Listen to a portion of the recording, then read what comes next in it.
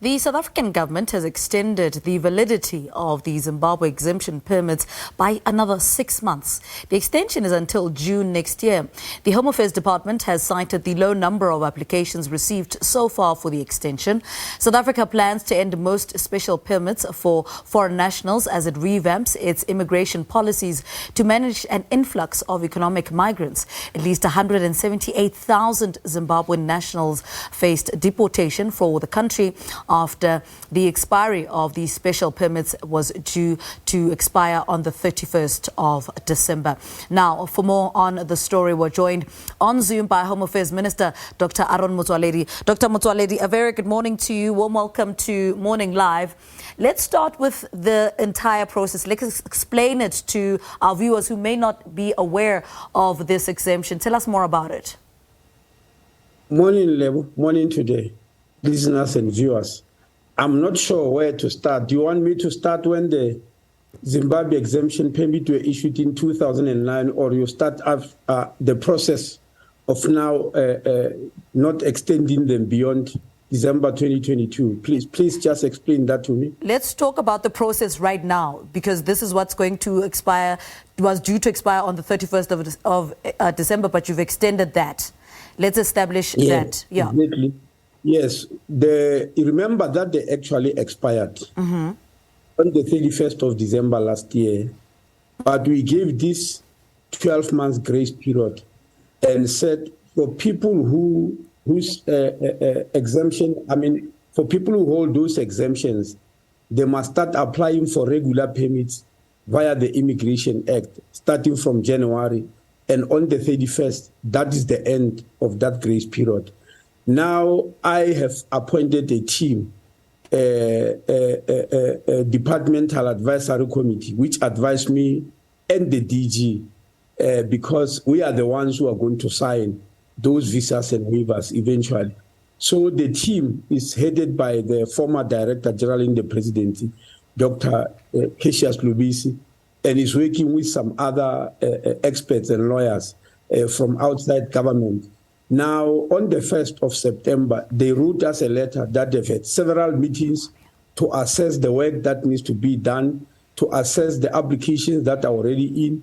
And on the 1st of December, they wrote me a letter after a whole day's meeting that they are advising me to extend up to the 30th of June and next year, because of the amount of work that is awaiting them. So far, how many applications have you received? Well, we have received 6,000 visa waivers and 4,000 applications up to so far. Sorry, 9,000 and 4,000, yes. So if those affected don't take advantage of the extension, what then happens in June? Well, I'm sure you see our media statement. We clearly said there will never be any other extension. If anybody doesn't want to take advantage of this extension after June, then that is the end of the whole exemption permit. Now, speak to us about whether you've done enough to make those affected aware of what is going on at the moment and why Home Affairs has to embark on this process. Well, we think we have done enough, and we have explained that many, many times to the media, but we don't mind explaining again and again and again. Immediately after the expiry in December, after we issued a statement of the fact that we are not going to renew, we went into the files of the 178,000 people, because we have got their files, by the way. Went into their files. We wrote each one of them a letter explaining this whole process, what they need to do, and where they need to send their queries. And we sent them via emails, which we found in their files. But we also sent them SMSs. We did not end there. We took a copy of the letter. We put it on the website of the department. We also bought advertorials on the newspapers to put a similar letter. We then wrote to the ambassador of Zimbabwe through DECO, explaining this whole process again for those who might contact their embassy to inquire about this whole process. Basically, that's what we've done. And subsequent to that, there are several organizations who said they are representing the Zimbabweans on the exemption permit, who had several meetings with us and where we explained. I also have a meeting with the ambassador of Zimbabwe, apart from writing the letter, to discuss this whole issue. What are those their biggest concerns, those organizations that spoke to you particularly about their nationals in South Africa? Well, their concerns is that people do not understand what this is all about, and the fact that they've been on this exemption permit for a long time, and they should not be terminated because they've been here for about 10 years. Well, the other claim, which we know not to be true, is that they know no other home since 2009 other than South Africa.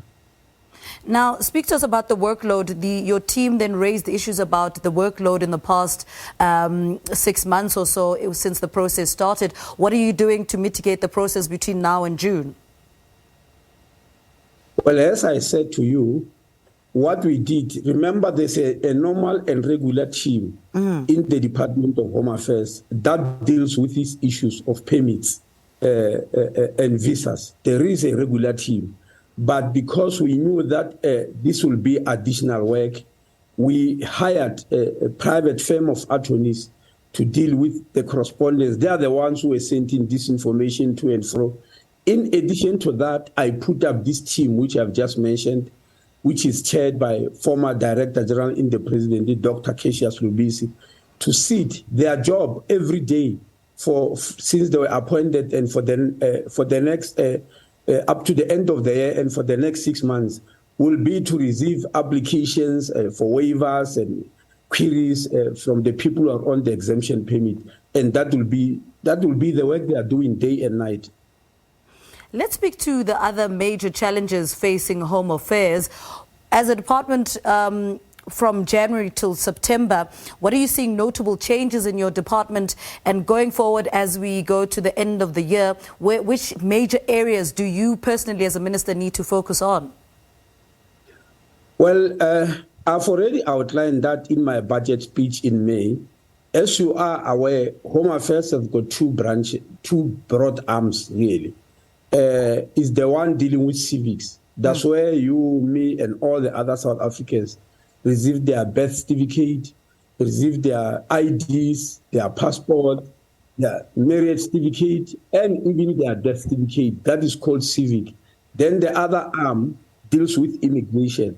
That means it deals with asylum seekers, it deals with refugees, it also deals with immigrants. That means people who want to visit South Africa, either temporarily, those who want to study, those who are on work visas, those who are on relative visas. It deals with all those things.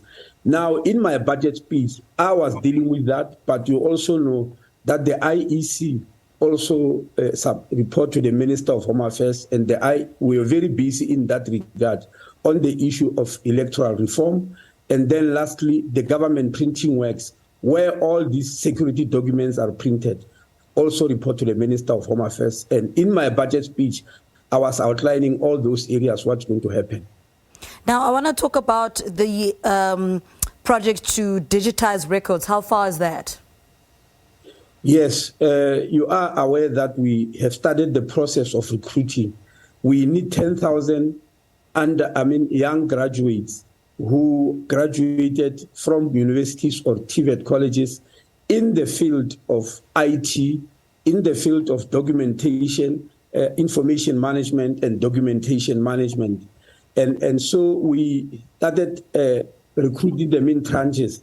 The first tranche, which we advertised a month ago, is to acquire 2,000 young people who will start their work in November, and we will advertise the second tranche next month and start interviewing them. That will be 4,000 young people who will start their work in December, and in December we'll issue an advert for the last tranche of 4,000 who will start their work in April next year. So that's what we are busy with now. All right, Minister Motsoaledi, thank you so much for talking to us. Thank you very much. All right, Dr. Motsoaledi is the Minister of Home Affairs, speaking to us about the extension of the validity of Zimbabwe special permits for a further 6 months. That's, of course, until June next year.